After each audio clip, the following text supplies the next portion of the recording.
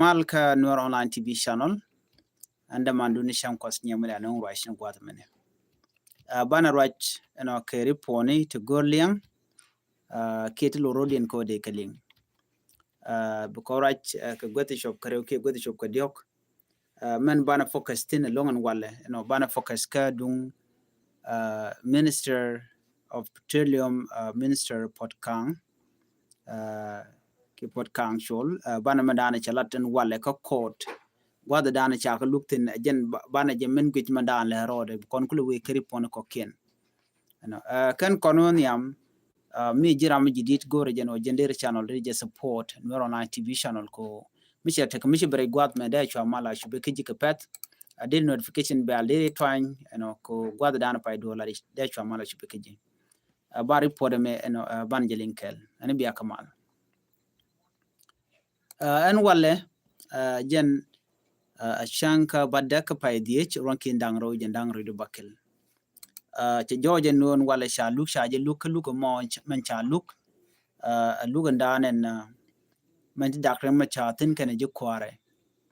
te ma cha kula lat ka je report ban right ni bu ko right ka man danen cha lat pot kang shol ki jo dan cha kwenen wale man che kwenetin kon tinta gwalok ban right ka kwide nyok ban right ka man danen cha lat ke rege dana chitwo ka jongle ko la akubo kana gotin ko kien organization shall kms chicken ladno dorien e cha dak ku me kirme yadit gor kano de kanete kone dak dormo de ken ketich la jo ban writing gwazme latin ko kien ko ngai kon ke chikitin kon lat ko rodien re which ka juba ka kui kwaran pai kwan la ramadan la finance minister would fai jo chale minister Salvador te ga right me chalat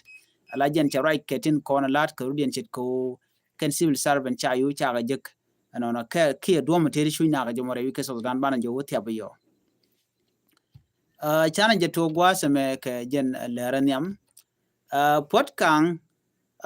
she look and manana cha la no cha ju no jen she Noor wai army she ga mo ke yo cha gwan a take a yudi Potkang ka to teacher come ne the continent Noor wai army Petroleum Minister Potkang shol gwadan cha jetin cha jetich ko me to ko puch en man chalat a prosecuted team ne den contin gwan ke chak no mi che yu che ko to bela talk a che ka kam Noor wai army chela do television no ko chala dun wone ne gwade dane be korbe tok tere we can nasser che joje no che kuma SPLIO she ka participate in ke che kan plan di kan lat kel ke Noor wai army she kan Noor wai army che kan ka mo ka match she minister Potkang chela do na mo she tok che jere jak jenen goini na mo television lat tele support mi ne top ki ken involve kari ga dana ci to ga nasser en Potkang jen chaje je gwalok ka jen special call la da ke juba en gwasmo ngai kon diale Potkang ken diale ko ken we ne ka dakring ma char ken ko ne cha gwanye lungo no ken tiken ka tit ko wo kore dana ci to ga ci ken sponsor ke ci ga yuji kan yor pinyi ka wo ba kur ba ji kula tok ajen dobe dana kwa dakring ma char kwale yen ke je ka cha Potkang chaje yen ki cha senior political and military figure ne de bombom ko kuma spele ay woken dial chaga yen ke kwi kore dana ci to ka nasser to ka yendien ka jen pay doke da ronkin dangro jen dangro yidi dech dakring ma cha yande ka chan dangro yidi bakel ka pay dok ronkin dangro jen dangro yidi dech to ane dial konti la jikware chaga yen kan dial ba cirga jawo cha la da prosecuted team tikala do ne kene Noor wai army kene kuma SPLIO chardi en matkel shuken deini SSPDF ate te wi yara diu shuken kamak na ka shuken base mo shuken kep ka shuken kwak deini shuken ka kan ke metidit ka jo dana chala de ken chwa deini SSPDF dia chwa jojrar ka chwa meken chwa kanam chikela do ne ken deini ken chaga ne deini tungwan long to we ne ko kudangaro di jin diu de baro ti chari ron chenge dan ka jike la do ne take a meti dit cha kok ne ke million US dollar te cha rior bo ke cha kan en wer wai army ke le ke ku mes pele ayo jen goin man ci na ci kana goin ke je gwadan ko pot kang le titin take a very interesting thing to chalat and point and pot kang no chela do ne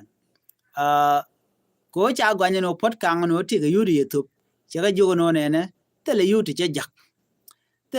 jak kan wer wai army na mone goin ni jen a genetele connection connecting con tin la de nin wer wai army tele connection tele duom mo de yude ga jaka a che jo mo che jalat she can all the allegation she can deny skating con new than go chala do genera mi mo mi a chi nuer wai army she mo ke yo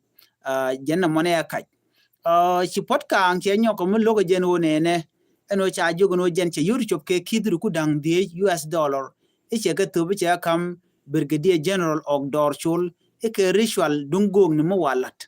de gog de na opal re week nasser che la do no mo e kaj tele gog mi cha mo ke yo to chop ke kidru ku dang die tin cha la de ken ke tele yo to cha kam general og dorchul ka roja dan en chalat gwasme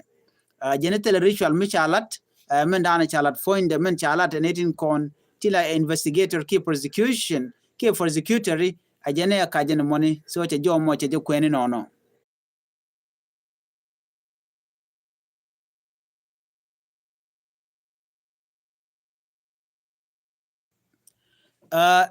mishit kaname minister pot kan chela do kan goin kon cha goin je ajene e chak ajene ke foles ke ajene ke politically motivated ajene name amala actual ken wo e siasa ne jene politic chi o te ke yuri ajak tel yuri chobe kidu ku dang diri ajak e ke kwiri shwal ka ete gong wa mo ke yo che raje mo che jela de jene mo e kach jene mo chi to jene tin kon la judges panken che ga jogo no na meni chi to na meni ajene ne jene tel ne rule ki mi ne lat ka kwigo de korder we won yamre we ken nasir ajene ne ri ne ko organized de ni SSPDF de kan ga yan match ajene support mi ne to kan ne konti la nuer wai army kan di alati ajene ka kaini ka jodan chalat keje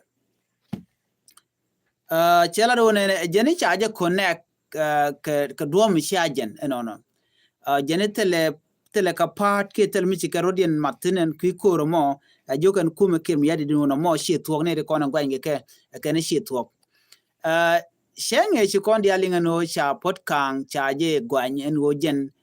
take a euro shop ke 30,000 US dollar to jak ko ba nuer wai army ba ko mobilize no re which ka nasir ke ka panal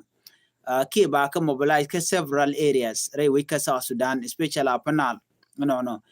ke ka jongle ke widial ko ken chela no ka jene mo tele mishale 30,000 ka 30,000 US dollar lat Canadian county la prosecuted team and what you should pay $30,000 to charge jena money ka chinere county la investigator she can pot kang she can gwanye long and o jene che coordination ni che jelat ke che ngwane che coordinate and o take a youth charge win koken and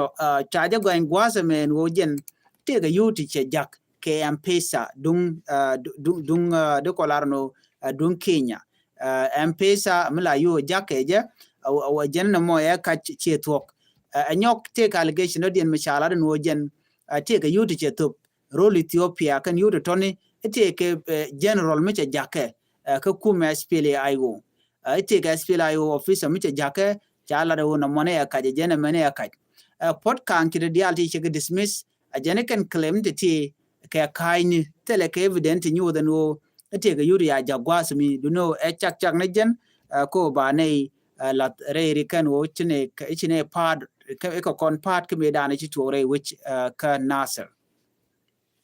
a genetic contradiction tetin gwas me ka ne kon la prosecution team no take ngwane kan ka matin history kan ka latila no ke story te reality ka kai ni shi ga to no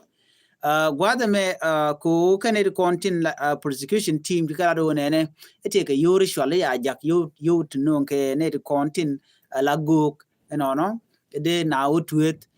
ki jaka kanan winimi chikana mo chikana la nyok chicken nyola de one na bane dong de la yu te jaka ko de ok de ko ne ke eti ke feasible lat ke wulang county no no chit ke ngare ko ne ngar ke war dia latini egwe je no ken let ken mobilization jen ta dan shi ngare lat ke of course ken dia ti gon ken nuori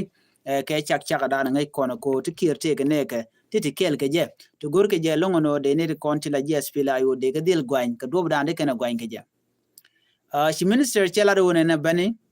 jen ke dia la ti tele mela clear proof tele proof tin ke tele mnyo de no te dur mi chine la ti dia ne ke chak ne ken ke report dan chela jen bo she ti mi she deny gwa the men wo kuma SPLM ayo take ke link and why army chela do ne mene yakach jeni SPLM ayo ki SPLM ayo shunge ala kume nuer wai army ken ke ne te konde la hali te la ganka ne dorkien ganka ni hokien ganka ne gatkin tele ke link ke kume SPLM ayo anyoko kore dan bo me sure la re we can answer gagne dini SSPDF ken ne tin konde la nuer wai army tele kume SPLM ayo tele jeteten mudu kume SPLM ayo geteten chicken de lo ga baje gorno ba majur ken ne ka ba lo de ke ba kwet chen me dan cha majur shaje le wona no chela joje no ne jene nuer wai army ke ngwane nueri te tel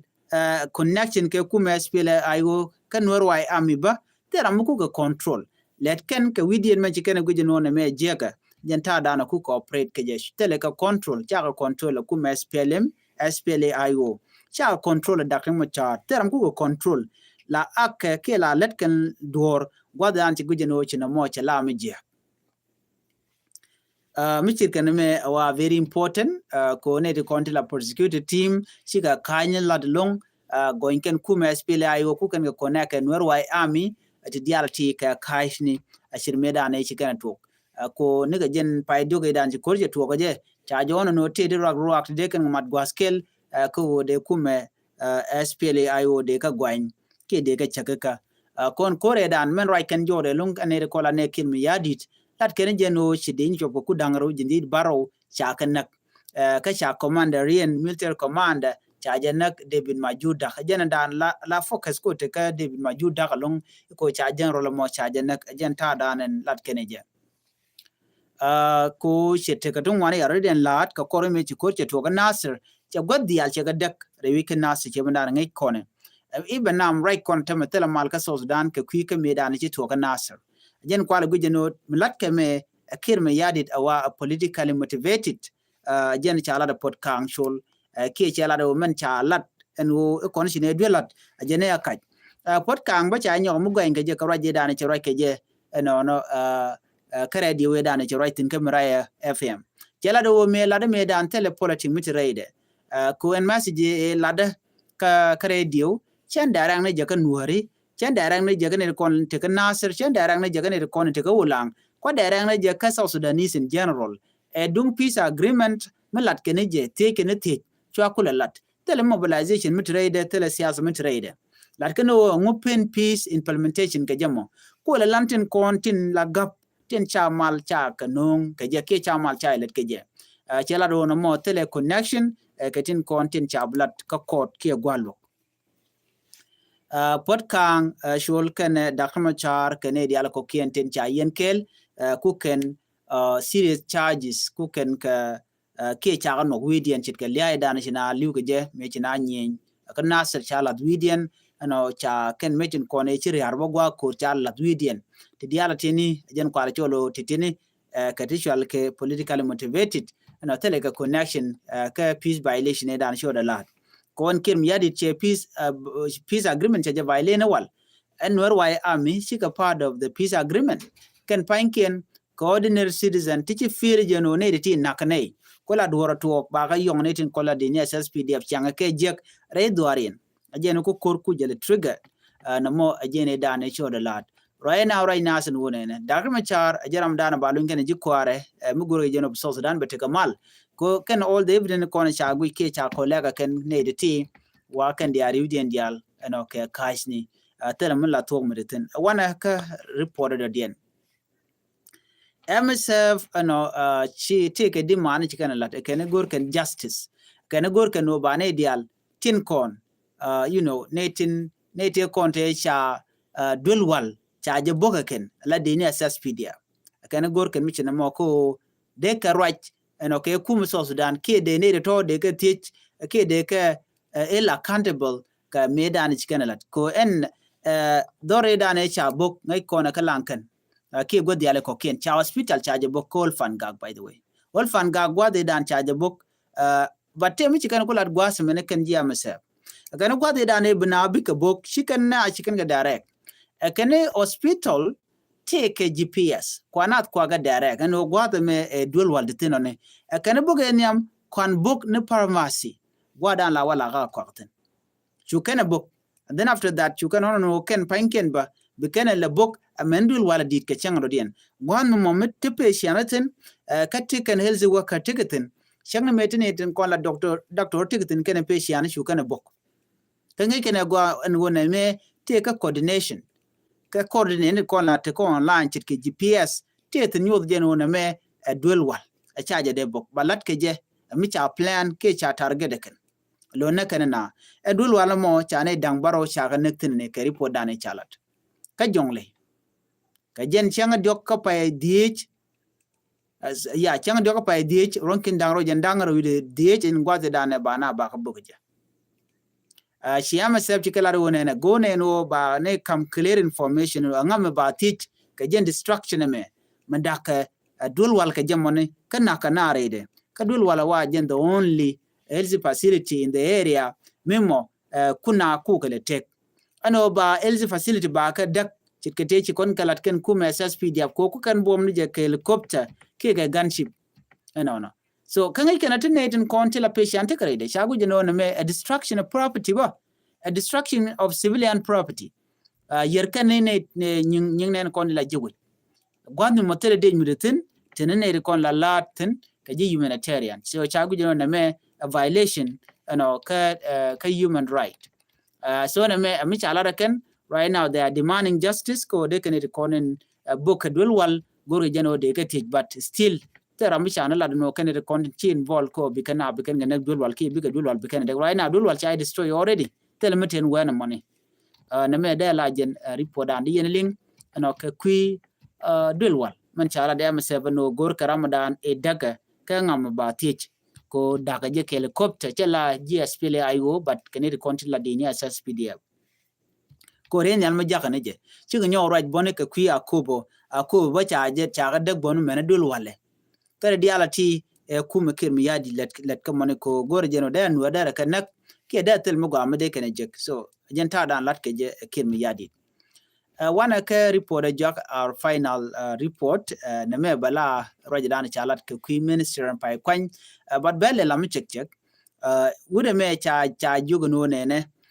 wude pai kwan cha jugo gorno bi tin diala kontin gorke ka kwi finance and planning ta dan and chuch ne kontila ordinary citizen kaje tele salara mi yor ka pin cha jugo no der char ka kwi den ko der economy ba der jeri aleka na cha jogo len mugwa ko ba seller ba to maka kare wika so Sudan mete ka gab the economic barrier leka wude chal ke garanga pa joja jarwa joni chela do so Sudan gor kano de kan kwakten konde now nyam ke je de kan ke yop chet ko chela do kan so Sudan is ku kan consume ngwa si dunia invest tel investment let ken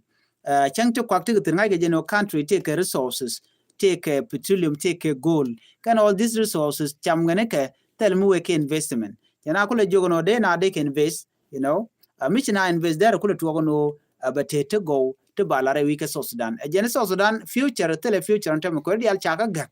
Lat ke do mishajen. Yar keke. She wouldn't dana we gwal she kule jogono nene. A genek can written kon lat ko rodian ka joran chela de jagwasme. A genek can problem la can be big jal and occasion can anenike men monodi edam ko gwini je ke ku corruption ngam na to ko changwi je gwijen wo der ngwa der kalat take mo baje force ke je anetin content wana mo tin to widu niam kene content widu nial ne to baje force ko bi mishajen bi jelat mishelo baje joj but la kare ne encourage no leli le ben ke strategy ne ku ko bi which bi le aleka wal ngai ken no tidia kwa control nga kwa control kirmi yadit so chang chum karodian banong or bamakan kir kana kolara no corruption akwa kapchong tel dom mum bi mal be ben kaja so ajana dana gore de nyaw konkel an ban nyoje ka another report kachin ko lat ko de week so Sudan and be atagamal bye bye